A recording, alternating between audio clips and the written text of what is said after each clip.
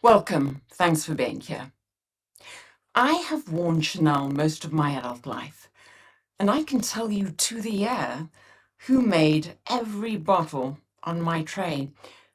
This isn't a brag, it's a symptom. The symptom is that almost every Chanel I own was made by one man, and almost nothing by the man who took his job. Strange thing for a person who reviews perfume to notice this so late. So let me notice it out loud. Chanel has kept one in-house perfumer for 100 years, and in 2015 it did the thing nobody else does and handed the job from a father to his son. I own the father. I've sniffed the son at Nordstrom counters the way you sniff a man you've no intention of marrying. I told myself this was an accident of timing. It isn't. My tray is a confession, and what it confesses is that the most famous house in perfume changed hands right in front of me, and I, a professional, filed it under coincidence. So, a family business, and the one move a son can make that a stranger never could, make his father's work lighter. This is the story of who took the weight out of Chanel, and whether that was a rescue or a robbery. Here is what almost nobody outside this hobby knows. Most of the perfume you've ever smelled was not made by the name on the bottle. It was made by a few enormous labs who sell the formula to whoever signs the check. Your designer perfume is rented. The designer supplies the logo and the lighting. Chanel never rented. Beaux made Chanel No.5 in 1921. Henri Robert followed, and Jacques Polge ran the lab for 37 years, and in 2015 handed it to his son Olivier, which is either the most romantic thing in perfume or a labor law situation, depending on your mood. It is a deranged little arrangement when you look at it straight. A father runs the house style for 4 decades and gives it intact to the boy who grew up smelling it at the breakfast table. Olivier's phrase for what that buys them is control from A to Z. But the formulas are just the plumbing. The thing that actually has to survive a handover is harder to keep, and it's not a smell, it's a sentence. 100 years ago, Coco Chanel told Beaux she didn't want a perfume that smelled like a rose. She wanted one that smelled like a woman. Abstraction. Built and deliberately unreal. Not a bouquet you can name on a blotter. Olivier Polge still says it. A Chanel is abstract, never figurative. Hold that, and you can quietly swap out every molecule in No.5, which is exactly what the law has made them do, and it's still No.5. Drop it, chase whatever sugary thing is trending, and you have a logo on a nice bottle. The chair is not kept warm for a perfumer. It's kept warm for that one sentence. Now, the trouble with a family firm. A committee leaves fingerprints. A son at his father's desk can change everything and call it continuity, and you will believe him, because the name on the door never moved. I believed him. It never occurred to me to check. So I put the bottles on a scale, because the thing that changed turns out to have been a weight. Jacques Polge, the father, worked in the era when the perfume was supposed to fill a room. He fills the room and then lingers in the doorway, making conversation. Now, a word about the man. He was the third nose in the house's history. 3 perfumers in 60 years is the kind of turnover that gets a normal company a visit from the receivers. Chanel calls it a bloodline. He stayed 37 years, which sounds unbeatable until you meet Guerlain, where one perfumer ran the lab for 47 and the man before him for closer to 50. So the marvel is not the length of any reign. It is that the chair exists at all in an industry that fired its own perfumers and started renting by the hour. He pulled off the two halves of the job almost nobody manages together, minding the old masterpieces and making new ones. Coco Mademoiselle in 2001 became one of the best-selling perfumes alive. Bleu de Chanel 2010 did it again for men. Range and hits, which, like a good marriage, don't always occur in the same person. Then the genuinely strange thing, the one with no bottle attached. In 1987, Jacques drove to Grasse, found a family of flower farmers called the Mould, and married Chanel to them.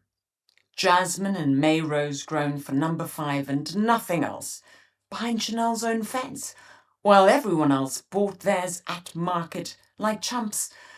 Jacques Polge had watched the good jasmine drift off to cheaper countries and decided No.5 should never have to ask permission for its own smell. The perfumer bought the house of farm. Try getting that past an expense committee. He was the curator too. In 2007, he opened Les Exclusifs and used part of it to exhume the house's dead, lost classics like Bois d'Ile and Cuir de Russie, with the new ones like Coromandel beside them and the vetiver Sycamore the year after. Architect and undertaker at one desk. And the whole time, he kept No.5 alive. Through the years, the regulators began rewriting what a perfume was allowed to be, which is the pressure that would define everything his son did next. Coco, 1984, is what Chanel made after watching YSL opium sell by the truckload and deciding it would like some of that money, please. A great brocaded spicy amber from the decade of lavish brocade, built back when a woman entering a room was supposed to be in an event the room had to manage. And I came to Coco through a face. Inès de la Fressange, the muse of the house, who was my entire idea of Parisian glamour that I was never going to be allowed into. Coco was the scent bubble of that rarefied air.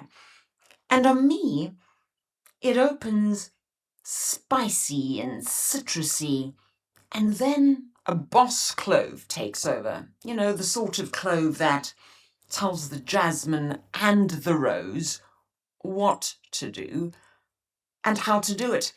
And now and again, the civet meows and upsets the party.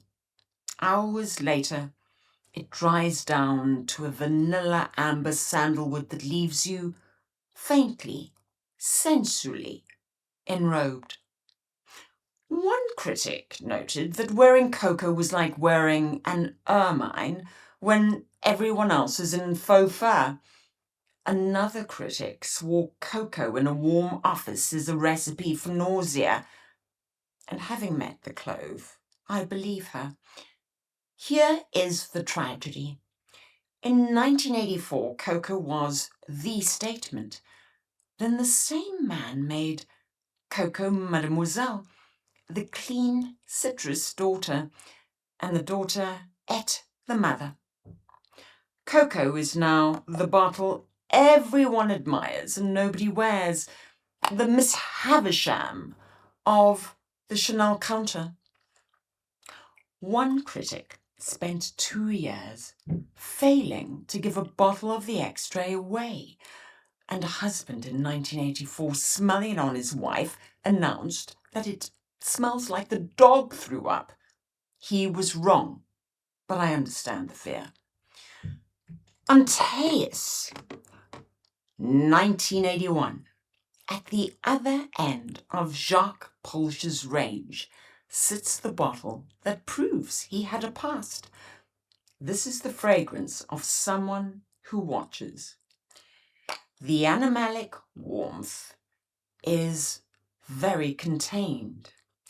Laudanum, sage, oakmoss, civet, castoreum, all of it kept indoors at a slightly low temperature. It doesn't announce, it accumulates, and by hour 4, I can't smell it on myself, but strangers walking past can, and they turn slightly toward me, not knowing what they're turning toward. The fragrance is named for the Greek giant whose strength came from touching the earth. You could throw Antaeus to the ground, and his power only came back. Hercules beat him by lifting him up into the air and crushing him up there away from the source.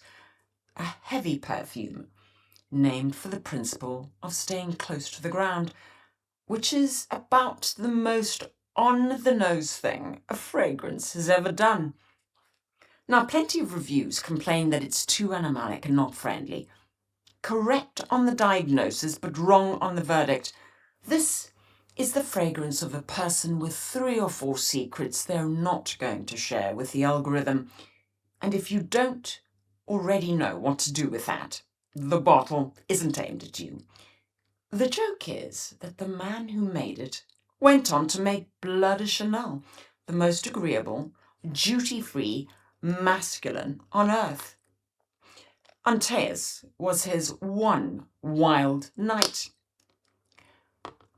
Chance. Even Jacques Polge's idea of young and weightless came out the way a man of his era did young and weightless. So let me spray it on skin.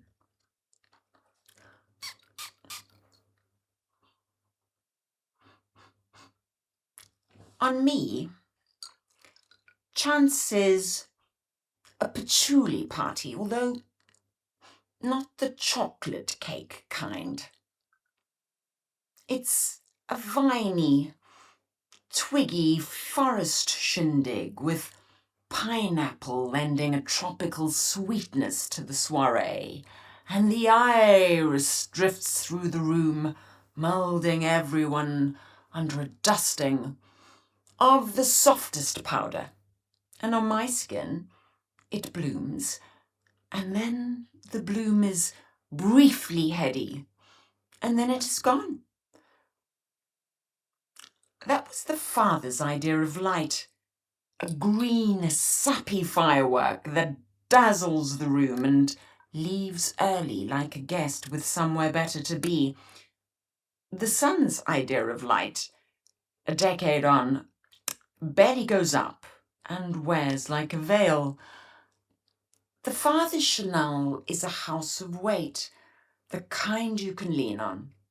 For 40 years, that was the whole story. And then he did the thing nobody mentions.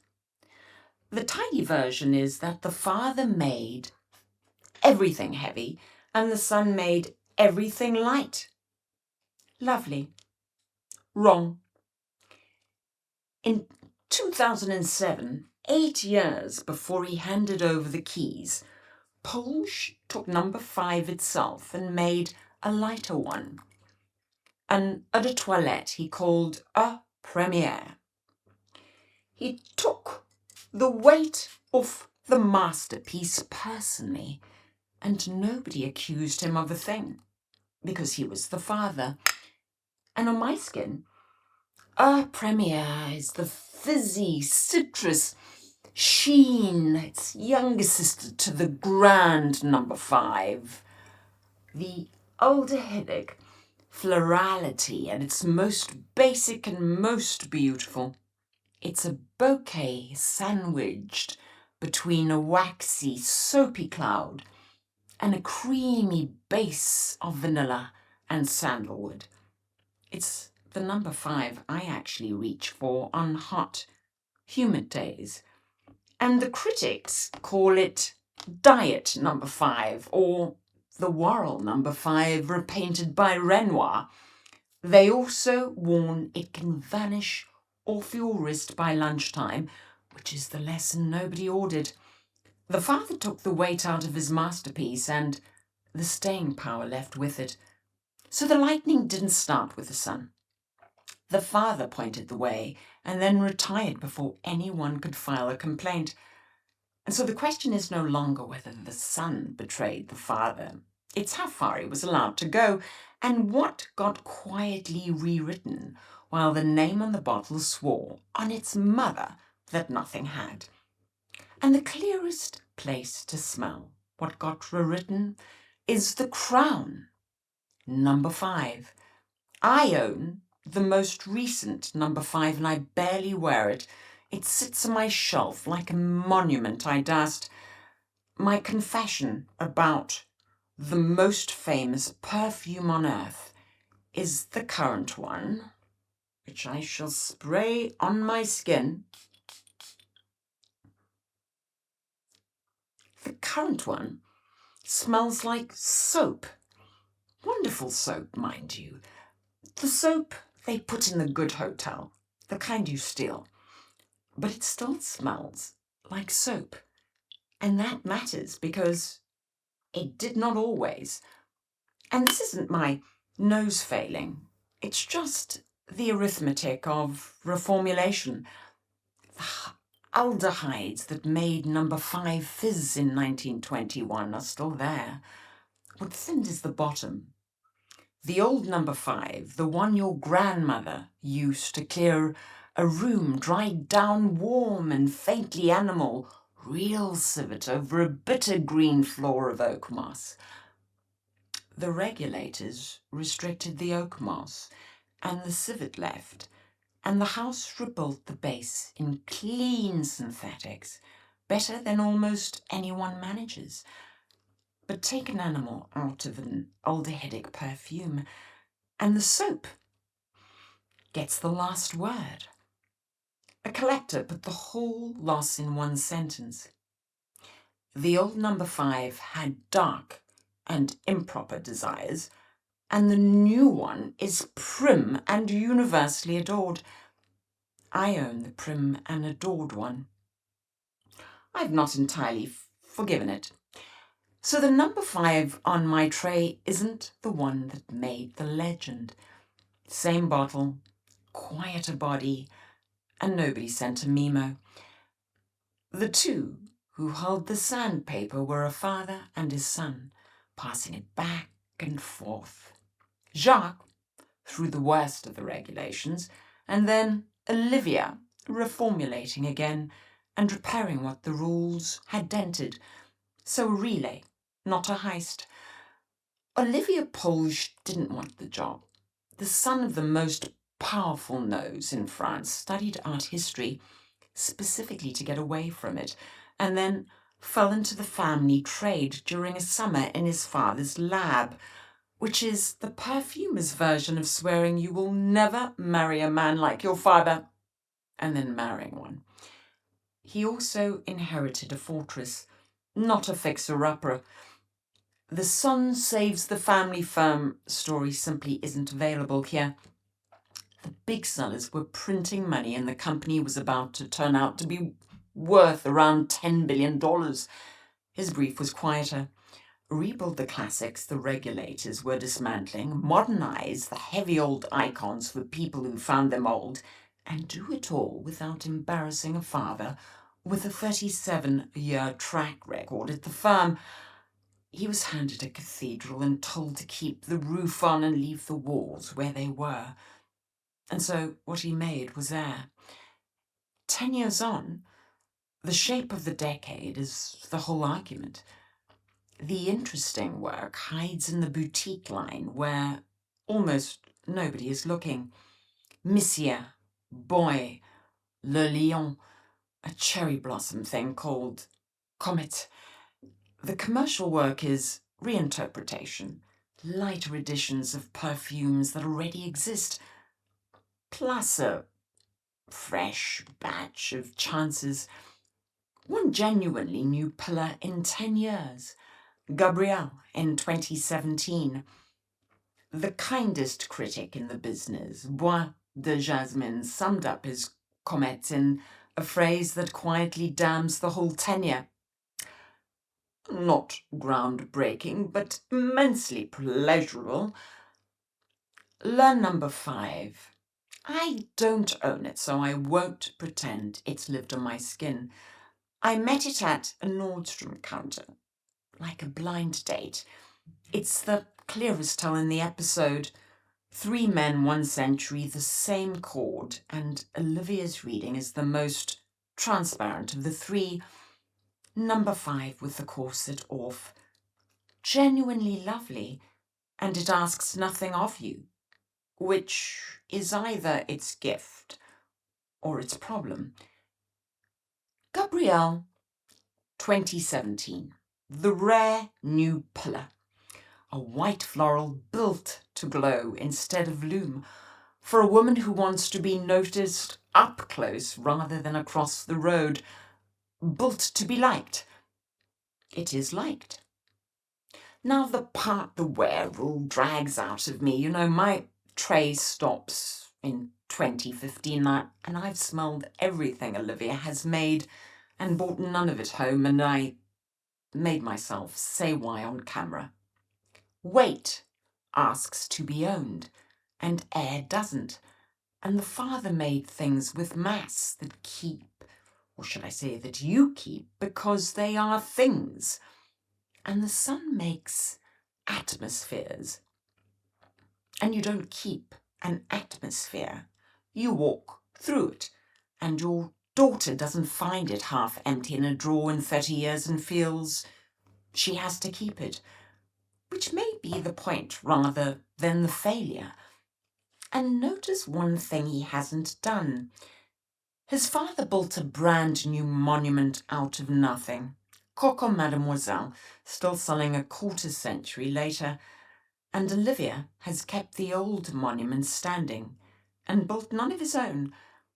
Whether that's because he can't or because the house has quietly decided it no longer wants one is the thing this episode keeps circling, like a dog that won't settle. Here's where I stop being charmed, and I want to be precise about who I'm cross with. Not Olivia, a serious artist doing careful work. Not us, who kept buying without asking. The thing is in the arrangement.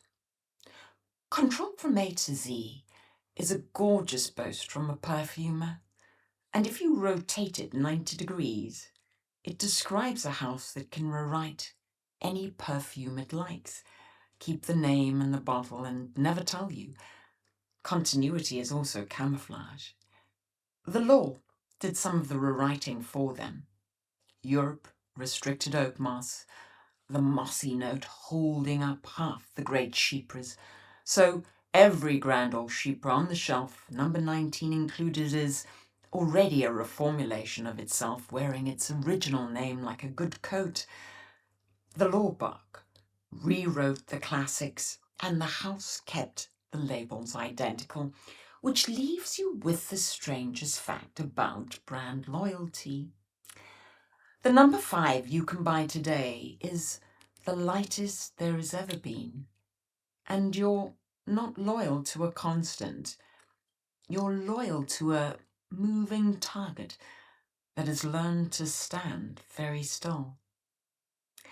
The deeper reason the sun is no vandal, the thing he may not touch, is not the molecules, which the law edits for him, but the sentence. He can lighten No.5 to a whisper, as long as it stays abstract, a woman and not a flower. The grammar is the inheritance, and the bottles are the sentences written in it. which makes a sun raised inside the grammar the safest air money can't buy, and blood a form of quality control.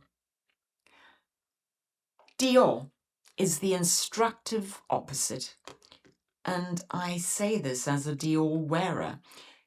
It guards franchises, not a sentence, and its golden age was written by an outsider, the great independent Rudnitzer.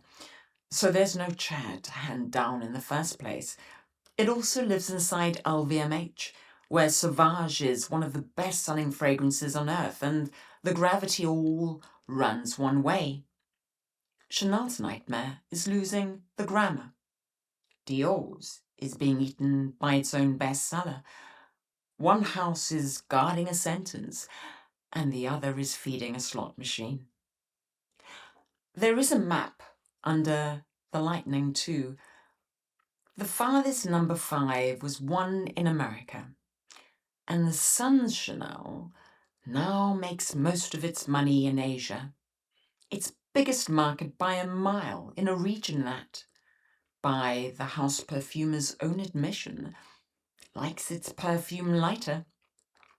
I am not going to draw a straight line from Shanghai to the sanding of number 5 because Polge won't draw it either. He says he cares less about geographic territory than spirit territory, and the whole world has gone clean and weightless besides. Yeah, but the timing rhymes loudly enough to notice. The classics got heavy when the money was American and went light when it moved east, and a perfumer swearing he isn't chasing that is the surest sign the pull exists. One last thing the arrangement pulls off, and it is the quietest. At a normal house, the most powerful person in the room is not the perfumer. It is the evaluator, the one who reads the focus group scores and tells the perfumer to make it sweeter because version 7 tested better with women 25 to 34. Chanel keeps that person out of the room. Ask Olivier who he makes his perfume for, and he refuses to answer. He has said the industry has not been true to perfume when we say it is so consumer-driven, which is a noble thing to say and a very convenient thing to mean, because the customer they keep out of the lab is welcomed warmly at the till. They protect the juice from the focus group and then sell it with everything the focus group would have asked for. This, by the way, is the one house where I have nothing to sell you and no reason to be kind. I'm not loyal to Chanel, and Chanel has never heard of me. So back to the heaviest thing I own, because it is the entire argument in a bottle. A real classic is too heavy for the life you actually have. That's what makes it a classic, and what makes it a nuisance. The father built monuments, and nobody lives in a monument you visit on a Sunday in comfortable shoes. What Olivia does for a living is build the version you can wear to the supermarket, the livable number 5, the floral that glows instead of looms. Now, whether that's a rescue or a dilution is the thing I genuinely cannot decide. After all these years and all these bottles, does making the masterpiece wearable save it? Or sand it down until the inconvenient weight that made it worth wearing is gone? Remember Antaeus, the giant whose strength came from the ground. Hercules didn't out-wrestle him. He picked him up and held him in the air until the strength ran out. That is the move the whole house has been making for 20 years, gently and with excellent manners, lifting its giants off the earth. The only thing left to find out is whether a perfume, unlike the giant, can survive it. So tell me below, do you own the father or the son? Go pull out your oldest Chanel and your newest and smell them side by side and report back on which one blinked.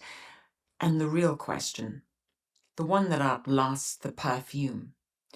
When a house keeps the name and changes the contents, would you rather be told or left in blissful peace? Finally, subscribe, ring the bell for the next one. And the long version, the footnotes on the bottles that didn't make this cut, live on the Perfumed Perspective Substack, and the link is pinned in the comments.